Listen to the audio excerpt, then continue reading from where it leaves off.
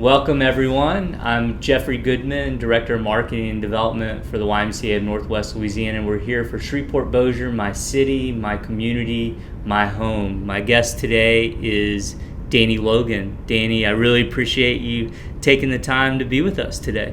Thank you. Thank you very much. Will be an interesting time. I agree.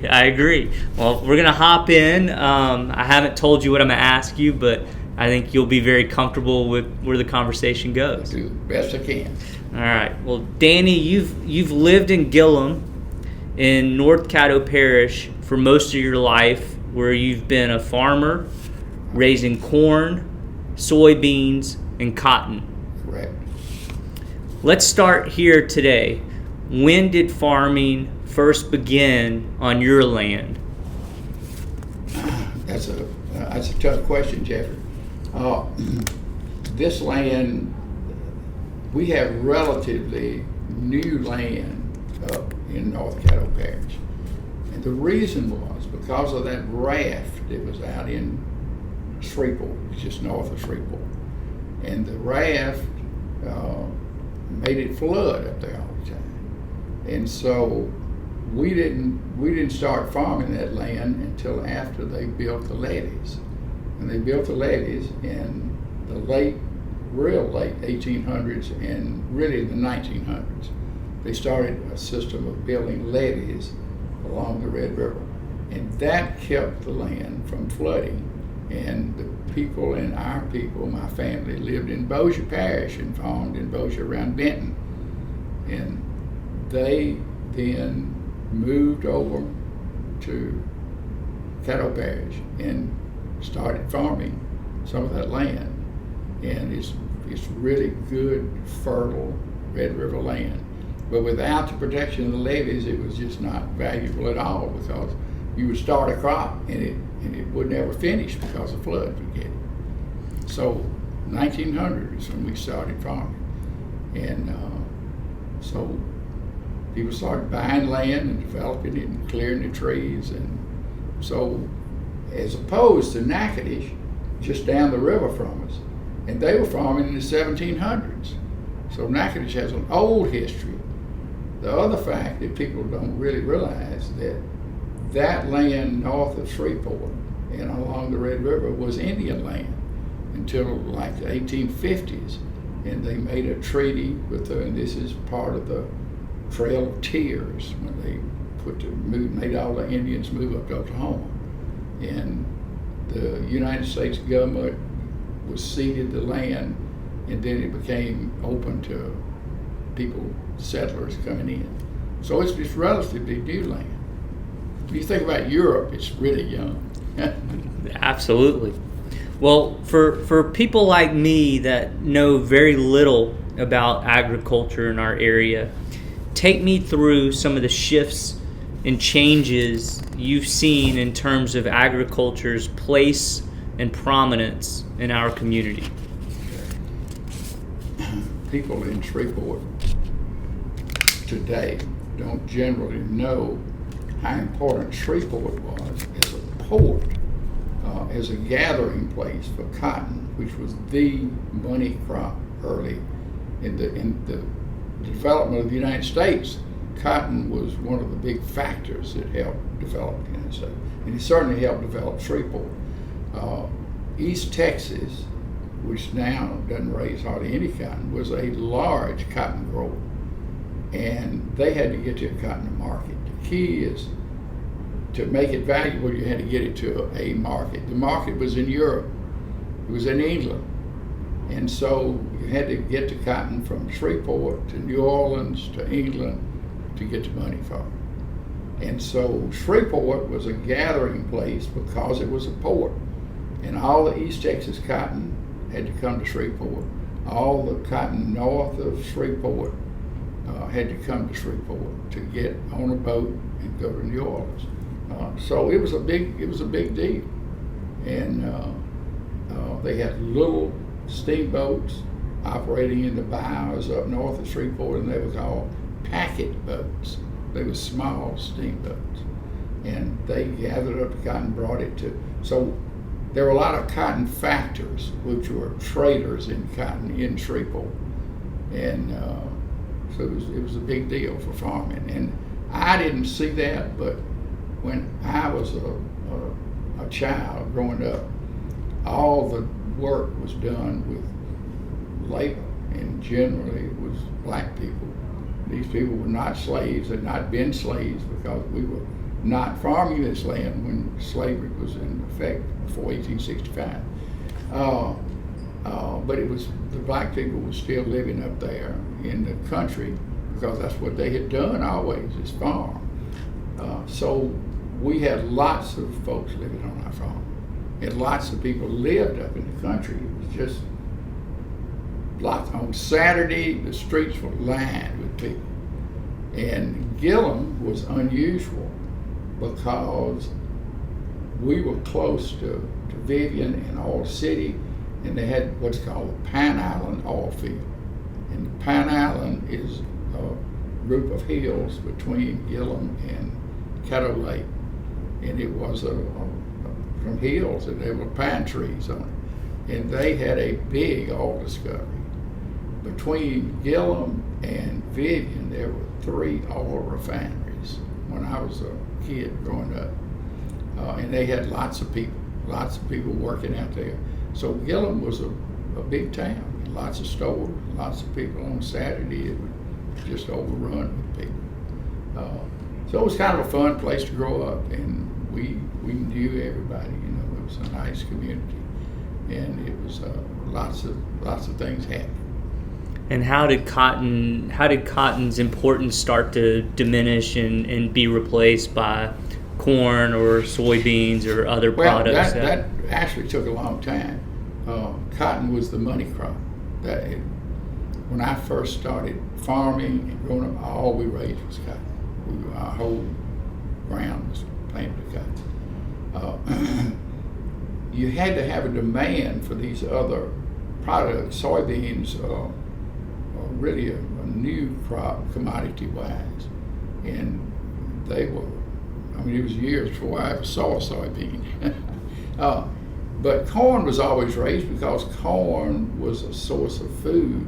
First for the mules, you had to have a lot of mules to work that ground before tractors, and you had to feed those mules. So corn has a lot of energy and a lot of protein, and so we raised corn to feed the mules, and you'd also raise corn to feed the hogs, and the hogs was a source of food, really. And every family had some hogs, and they would feed the hogs. And then in the fall, it was when it had the first frost or two, it was time to kill hogs, and so they had a hog killing. It was a big deal, and it was kind of fun. And people would kill the hogs and share the meat, and then another one would kill one later on, and they'd share the meat. It was a good deal.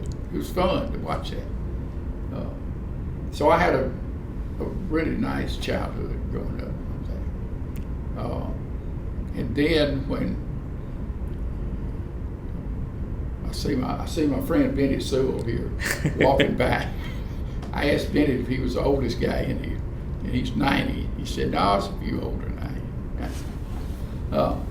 Anyhow, okay, I've answered your question somewhat. What else? Yes, sir. Okay, so you've covered this a little bit. Talk to me about some of the commercial aspects of your farm. Who are your clients, and how do you transport today your product to them? And I know I believe your son oversees the farm today. My son and my grandson. Okay. It's you just kind of have to go with the new developments, and then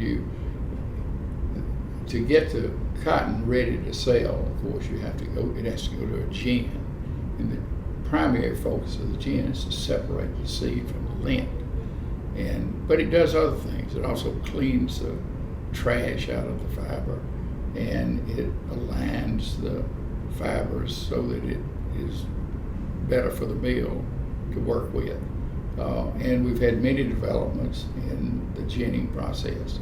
And we now have better hydraulic pumps and stuff, so we can press that bale smaller, so you can get more bales in in a van, truck, or in a boxcar.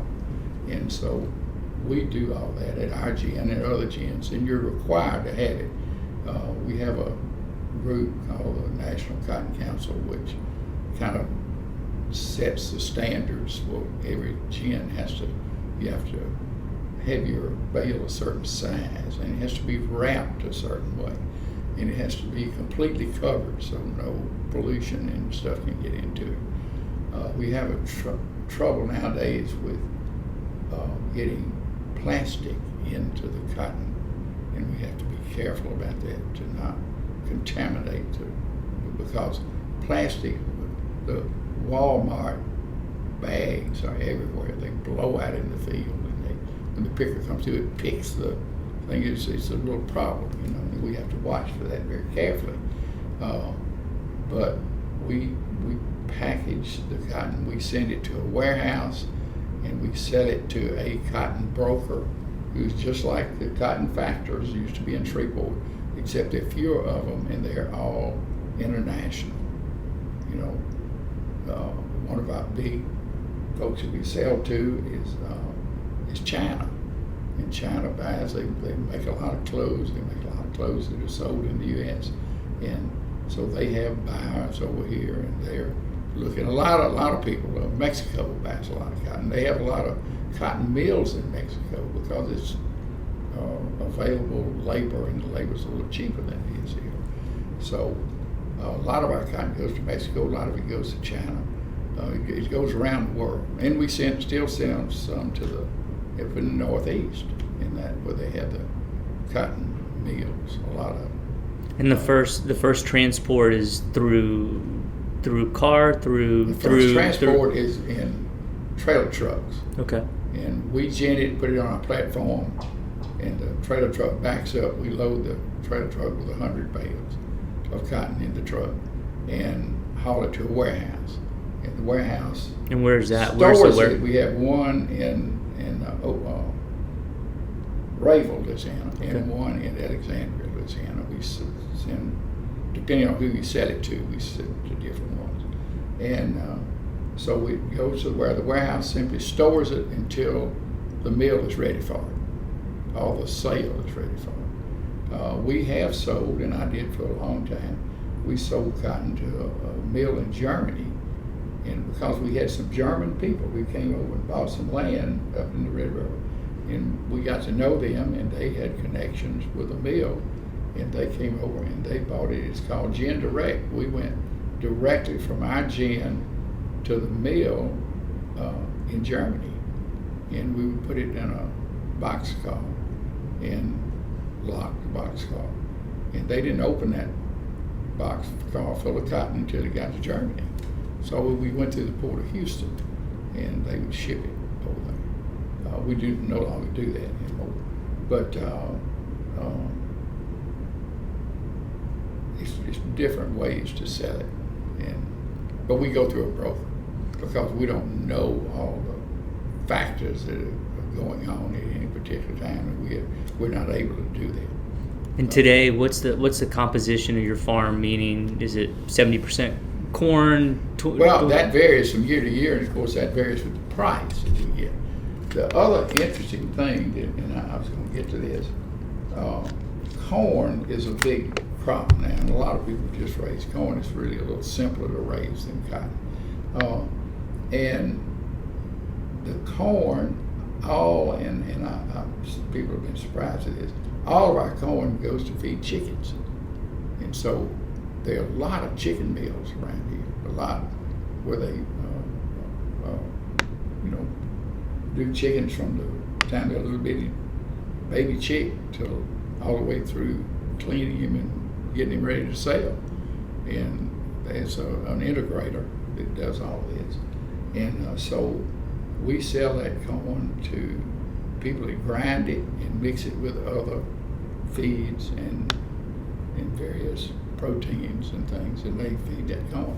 But it's a great demand for corn now. The other interesting thing that people generally don't know about, each bale of cotton, a bale of cotton weighs 500 pounds of lint, okay? But in that bale of cotton, there is approximately 650 pounds of seed.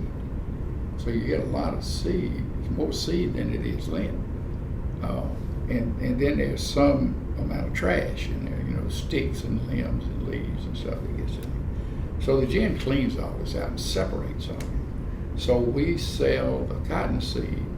We have two sales for that. One is a crushing mill, which crushes and makes cottonseed oil. And then, anyway, and this is also interesting, people don't generally know this, that when you have oil from either cottonseed or any plant oil, different from oil out of the ground, but it's very similar in properties, that can be used as a polymer, and they make a polymer, and when you make a polymer out of it, then it's a string of molecules, and you can make all sorts of things. You make plastic. So soybean oil and cottonseed oil is used to make plastic. Did you know that? No, I had no idea. So, there's a lot of uses for it. So we have two sales. One is to a crushing mill, and one is to dairies. And also the people, cows, there are a huge amount of protein in cottonseed oil. And so the protein will help, they feed about 5 to 6 pounds per cow per day of cottonseed. And they love it. If you put it out free choice, they'll eat the cottonseed first. And so that's a good market for our seed. And we sell the seed at the gin, and that actually pays for the ginning operation. And then we operate it as all gins don't operate this way, but a lot of them do, as a co-op. And we operate the gin, pay the people, do the machinery. It's a lot of machinery. It's a big operation. And then what money we make above that, we rebate it to the farmers on a per bale basis. So they get part of the money that after the ginning operation. It's another source of income. So that's a whole different deal, than raising just the cotton for lint. And then we sell the trash, and the trash that comes out of there is used for cattle feed, and there's a demand for that. So lots of things goes on at the gin. Yeah, I want to come see it. I know you invited me. Yeah. I'm going to take you up on that. Let's see. Do you know about it? Can I put in a little plug right now? Sure. Can you see this? The Heritage and Harvest Tour is occurring this Saturday, and we invite people to come up in our area up north of Shreveport. And they got this year they're having a old-fashioned porch tour. And we've got 7 or 8 houses that have their porches decorated with fall themes. And you can come and see the house and ride up, and you can see it. We ask you if you'd like to come by our gin. We'd be glad to show you through the gin. We could go inside. It's very dusty, so you'd probably like to stay back and look at it from a distance a little bit. It's very dusty in there. And our people, we encourage them certainly to wear a mask to keep the dust down, not because of the COVID. But anyhow, it's a nice little tour. And yeah, I think my wife and I are going to try and come this weekend. Okay. So we're going to talk about your wife. So your wife, Karen, and you both attended university at Southwestern at Memphis, now known as Rhodes. Right. And since college, you both have been very active in giving back to this community and other communities. Right. For instance, I know that Karen and you were involved for many years installing clean water systems for people in Haiti impacted by poverty, poor government, and storm damage. Right. Talk to me about this work that you did in Haiti, how it came about, and what all it entailed. That's a really long story. You probably won't hear all of it. But we also went to Honduras and Nicaragua too, so we did some of the same thing. It's a big thing that was started by the Presbyterian Church, and it was we can take a source of water. We do not drill wells and purify the water so that people can do it. And we went to a little school to learn how to do this. It was a lot of people, a big school over near Oxford, Mississippi. And so other people also would go to that school and go, and then we actually would raise money to put in the system. But one of the things that we always required is that people that went on the trip paid their own way. We did not use the money we raised to pay anybody's way to go. That was to buy the components for the system. Not everybody paid their own way and own expenses, So people didn't just go to get a trip. And we went a lot of times, and we did that between when I kind of let my son take over the farm, or he was ready to do that. And by the way, he went to Rhodes College also, and my daughter, we support that still. When I was 70 years old, and so we wanted to do something beneficial, so we started going on making trips like this and other things too, but mainly that. And it was we met some of the nicest people, and saw things that people would not see. You don't go into people in the United States can't believe what poverty is till they go to Haiti. I mean, it is so many people living down there, and they talk about how many, but they have absolutely no idea how many people it is. They have no government to do that. They don't ever take a census. They don't know. It's just people thick, and they're everywhere.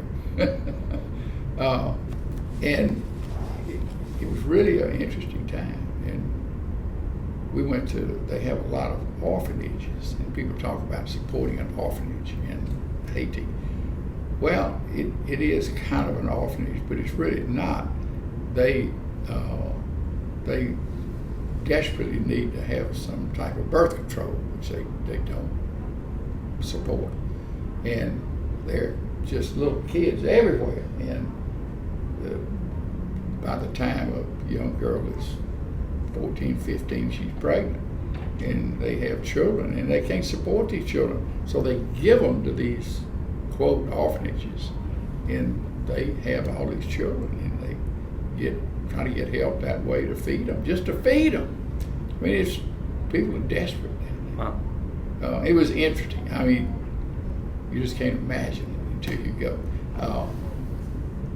We don't send people down there now. We work through people that live in Haiti because the lawlessness has gotten so bad that if a white person is down there, he's liable to get kidnapped and held for ransom. And so if a white person is seen down there, he's an object of these groups. If we can capture that person, we can get some money. It's just a bad deal. So we don't let people go down there anymore. Right.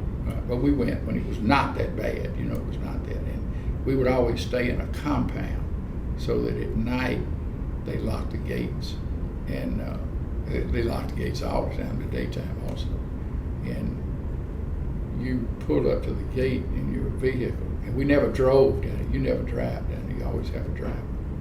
And you blow your horn, and they open a little peephole to see who it is.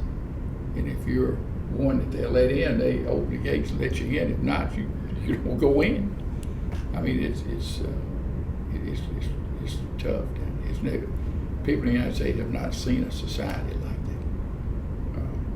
Nicaragua and Honduras were not quite that bad, but they had their own issues, political issues. But we met some great people, and felt like we were doing something that was helping people. It really was helping people, to have them have clean water and education. If you have a stream, and Haiti has a lot of mountains, and the stream starts somewhere at the top of the mountain and runs down, and the water just looks pretty and clear. But you're talking about pollution. because all the animals are messing in the thing, the people are messing in the water and all. It looks good, but it's just loaded with bacteria, and they don't know that. They drink that and they get sick, and the kids get sick, and the kids die. A lot of kids die young, and we can take that water and kill the bacteria. And you say, well, that's really easy. Just take a chlorine tablet, drop a chlorine tablet, and you're okay. If in Haiti, if they taste chlorine in the water, they spit it out and will not drink it. And they believe that this is white people trying to sterilize them. And so you can't use that. You got to have something that's odorless and tasteless. And we did that by using ozone. That's exactly what the city of Shreveport does. It's a big deal. We had an ozonator, and you make ozone by passing air over a black light, and it makes ozone. And you bubble it through the water, bubble it in the water, and it kills the bacteria. So it was a simple deal, but you got to have it all fixed right so it'll do that. Anyhow, it was a nice deal. It was a fun deal to do. Yeah, it's amazing. You guys did that.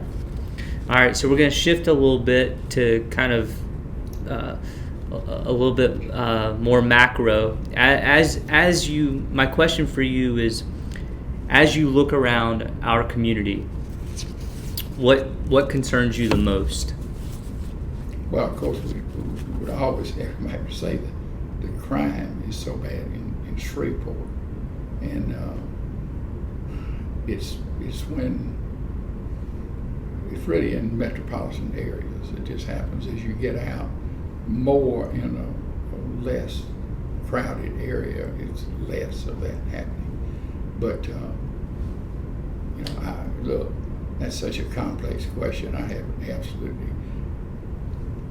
I like the idea. I like the thing they do in the community renewal to try to get the fathers to be responsible, to be living with the family and having their children show them that they're working and how you need to work, and you prosper by getting a job and working, and people looking after other people.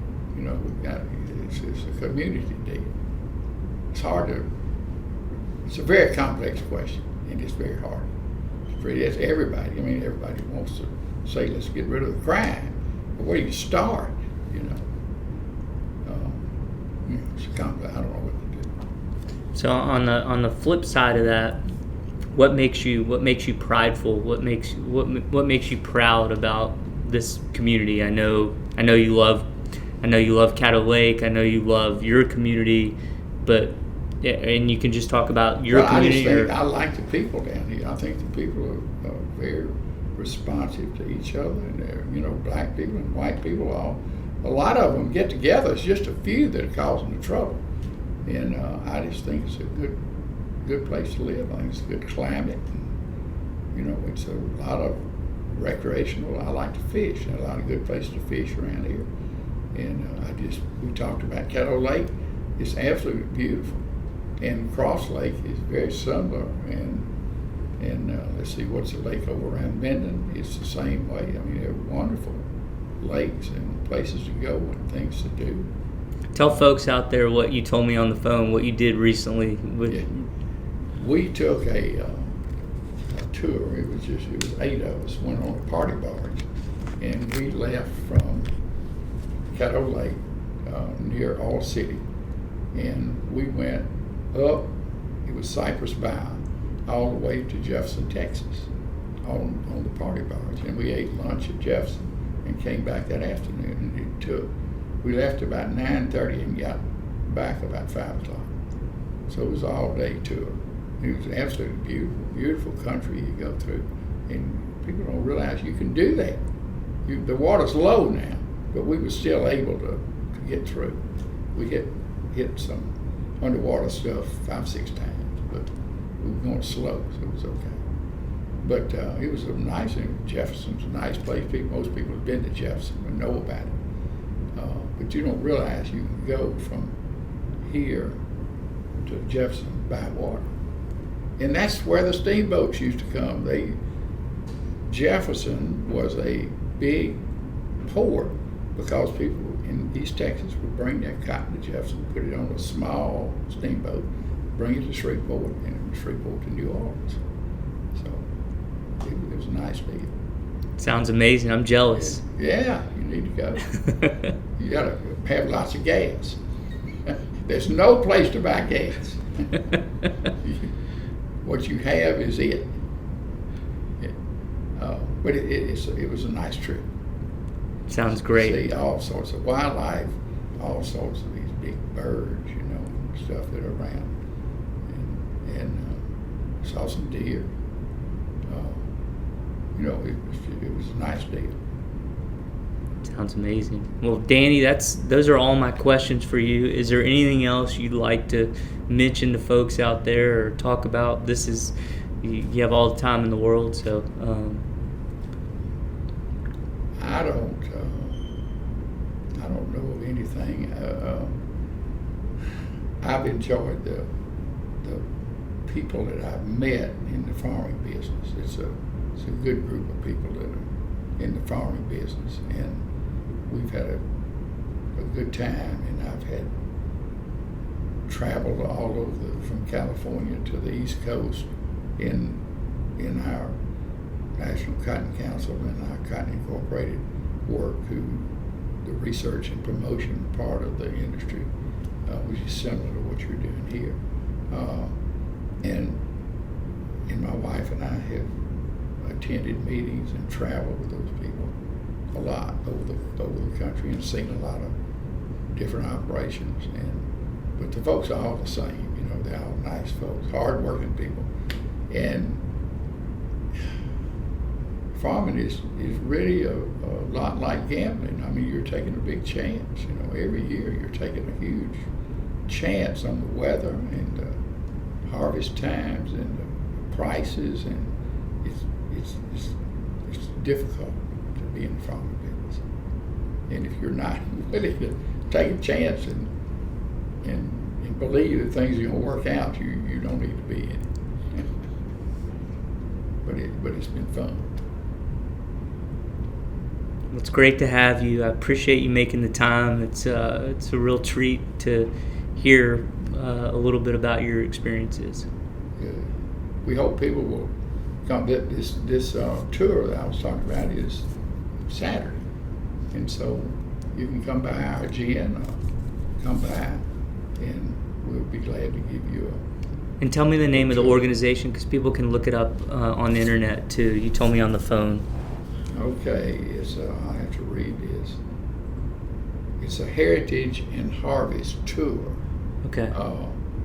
But it is sponsored by the North Caddo Historical Association. Okay. And they're the ones that get it up and promote things. Well, my wife and I are going to try and go this Saturday. You'll have a good time. Well, thank you, Danny. Okay. Appreciate Thank you. Thanks for asking me. Absolutely. This Y is a wonderful deal. I see people. I know a lot of people that come out here, and in fact, my daughter comes out here every day. And we talked about our friend Benny Sewell is out here all the time, and it's great for these folks in town. And I'm just amazed at all these machines. I've never seen so many machines. I'm gonna give you a little tour when we finish. Okay. I do my exercise by casting that casting rod and working on that boat and getting out of jams that I get into when I go fishing, because I get into a good many jams. Okay, but it's all fun. Well, we appreciate you. It keeps an old guy going. Thanks, Danny. Okay, thank you.